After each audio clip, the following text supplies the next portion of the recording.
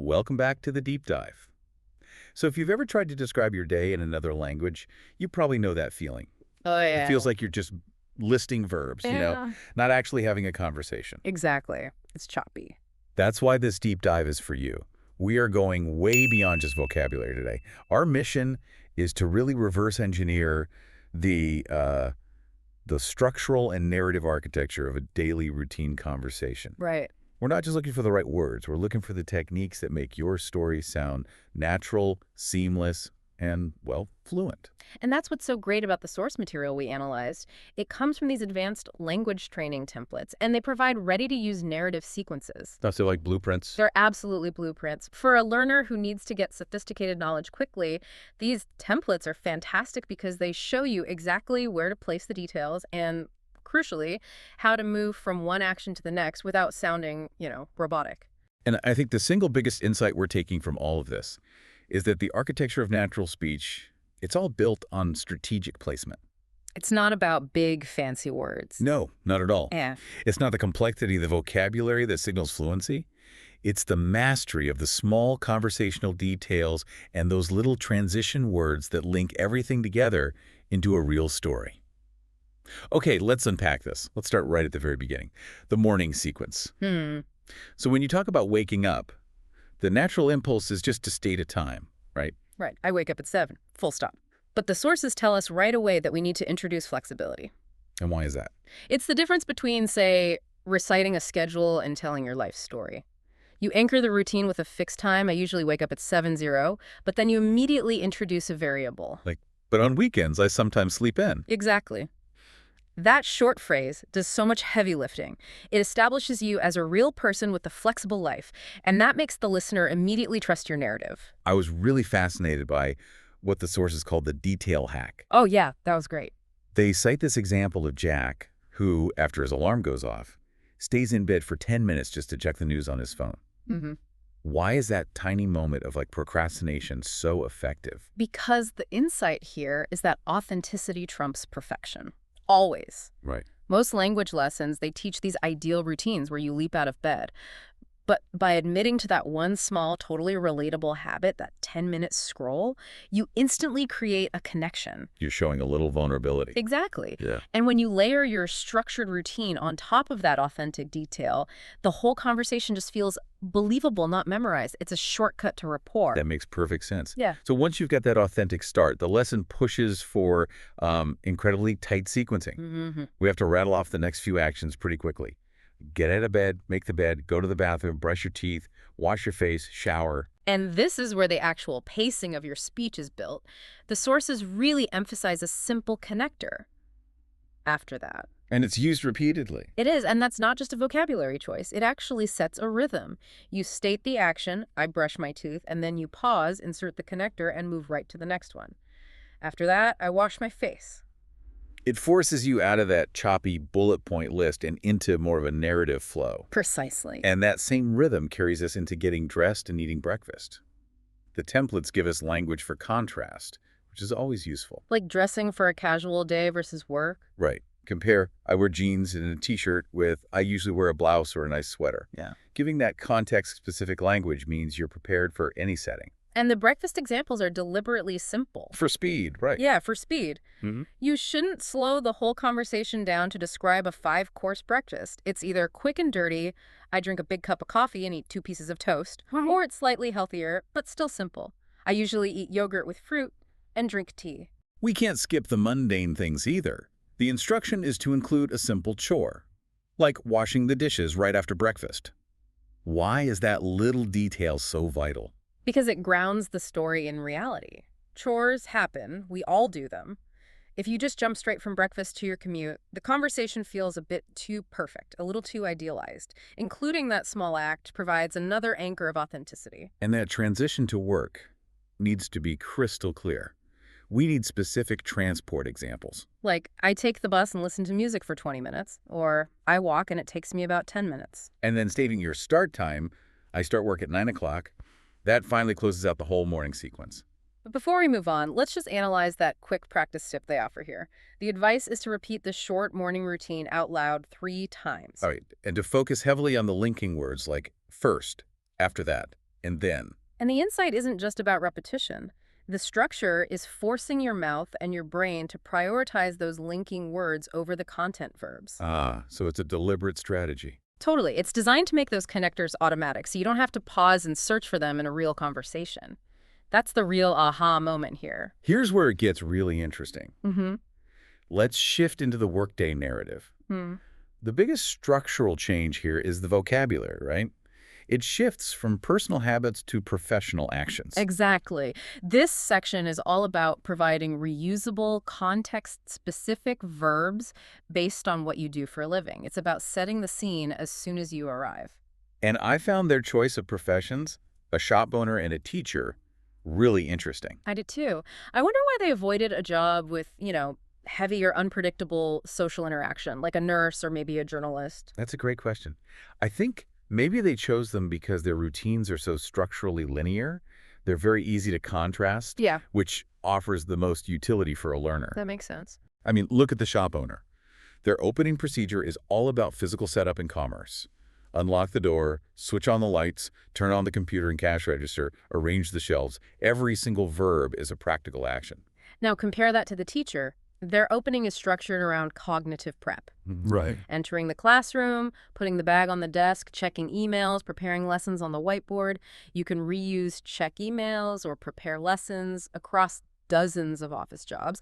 The source is giving us these template verb sets. The narrative tempo is also a huge factor here. The source suggests introducing vocabulary to describe how the morning feels. Is it quiet and peaceful, or is it busy? Exactly. And this lets you explain related actions. You might read a book or organize products in a quiet moment. Or you're instantly rushing to check inventory during a busy period. It adds a lot of texture to the story. And then there's the social language, which is so easy to forget. The break. Yeah. Talking about a 15-minute pause at 11:30 is essential because it introduces words like colleagues and break, and it just gives you a chance to talk about simple social stuff. And lunch is presented very pragmatically. You either bring your food, I usually bring a sandwich or rice from last night, or you eat out. I sometimes eat in the cafeteria and have salad or pasta. But I think the most structurally valuable phrase here is the one for the afternoon transition. Oh, without a doubt. That one simple sentence, I feel a little sleepy after lunch, is conversational gold. It's so universal. It is. It's a shared moment of low energy. And using it acts as this perfect transition device, naturally leading you into describing your afternoon tasks, which, often intensify or change. And we see that intensity in the closing verbs. Tasks ramp up, teachers run more classes, shops get busier. But the closing routine itself is rigid, just like the opening one. The sources are very deliberate with these finishing sequences. For the shopkeeper, it's a physical shutdown. I close at 6, sweep the floor, turn off the lights, and lock the door. And for the teacher, it's a personal shutdown. I finish at 5, pack my books, and go home. Those strong, definitive verbs, they signal the end of the professional day. And the most important piece for structuring the end of the workday is that critical transition sentence when you get home. It has to pivot the conversation smoothly. It's the moment the professional self just sheds the external world. And the template is perfect. When I get home, the first thing I do is change into comfortable clothes. That single sentence ties up the work story and immediately begins the personal one. What's fascinating here is the evening routine. This is my favorite part. Mine too, because the evening gives you the most freedom for personalization. And, critically, it's the perfect engine for practicing frequency expressions. The sometimes, usually twice a week kind of language. Exactly. That's the language that adds real complexity and nuance to your speech. And that opening move, changing into comfortable clothes, it's specified right down to the fabric, which I think is great for memorability. Soft pants and a big t-shirt.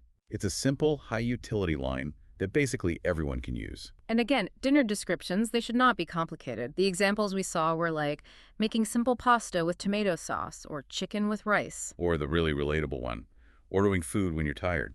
And the simple time frames keep the pace quick. I eat dinner around 7:30 or I eat a little later at 8:00. After dinner, we circle back to this structure of personal preference, and it's often centered around chores. This is another one of those areas where a small detail adds a lot of personalization. The template line is, I wash the dishes right away because I don't like a messy kitchen. So the why is the key insight, not just the action itself. Precisely. And the practical verbs are simple. Wash, dry, and put away. Next up is relaxation. The sources list all these different ways to unwind, and they provide these ready-made phrases for them. Right. Watching a TV series or nature documentaries, reading for your book club, video calling family. Or playing video games to chat with friends. Each option equips you with a full, flowing sentence. But the structural brilliance here is how schedule activities model the use of frequency. It's not just enough to say you exercise, you have to anchor it. To specific days and numbers. Yes. If you exercise, you go for a walk. Or you go to the gym twice a week on Tuesday and Thursday. This anchors the frequency in a reliable time frame. And the same thing applies to the social calendar. Mm-hmm. On Wednesdays, I have my online book club, and on Fridays, I meet friends for coffee.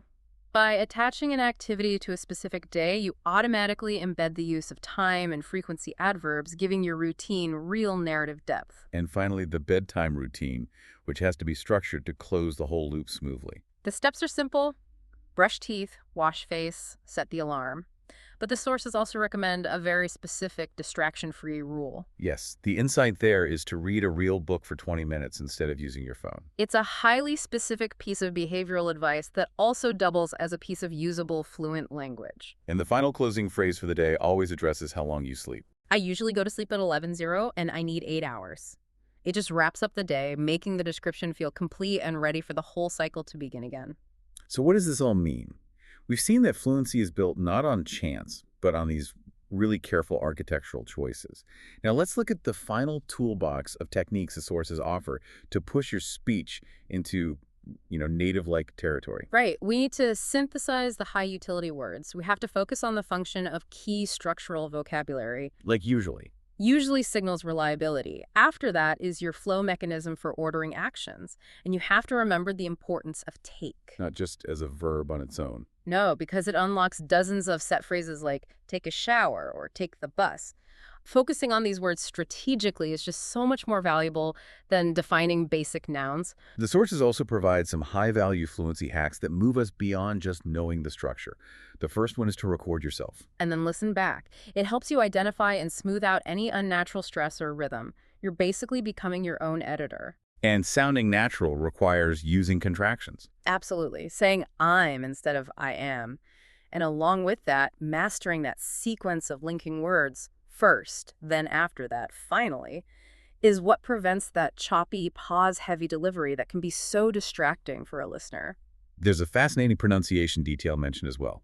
It's a hallmark of fast, casual speech. You mean the reduction of unstressed words? Yes, that's it. This is where we analyze the rhythm of casual language. The insight is that we just don't pronounce every word with equal weight. When we're speaking quickly, an unstressed preposition like to often shrinks or disappears almost entirely. The source example shows go to work, transforming into the subtle, faster sound of go to work. Trading your ear and your mouth for that reduction makes a huge difference in how fluent you sound. A massive difference. Which brings us to the final practice challenge, which kind of reframes the entire exercise as a fluency test. The instruction is to time yourself speaking the entire daily routine in 60 seconds. You have to use the sequence words, and the goal is purely about speed and confidence. And the final piece of advice for you, the learner, is absolutely critical. Personalization. Don't just recite Jack's routine or the teacher's routine. Change the times, swap the breakfast items, alter the transport details. Make it your own. Yes, if you integrate your own life into the template, the words become tied to your memory and you can recall them instantly. Retention just goes up exponentially. So if we connect this all to the bigger picture. The act of building this narrative is really about gaining conscious control over your communication structure. The entire framework ensures you can articulate your life clearly and confidently. And the templates conclude with a really strong, reflective thought. Which is? A structured, good bedtime routine helps me feel refreshed for the next day. It connects the conversational practice back to a real-world personal benefit. And that leads us to the final provocative thought for you, the listener. It's a way to synthesize everything you've just learned and put that fluency architecture into immediate use. The question is, what is your favorite part of the day and why? And you should use the structures we just discussed. You can immediately practice with one of the template answers. For example, my favorite part of the day is the evening because I can relax and watch nature documentaries. Or, my favorite part of the day is the morning, because it is quiet, And I can check the news on my phone before the rush begins. Use those structures, speak them out loud, and start building your own fluent, natural daily narrative today. Practice aloud, and we'll catch you on the next deep dive.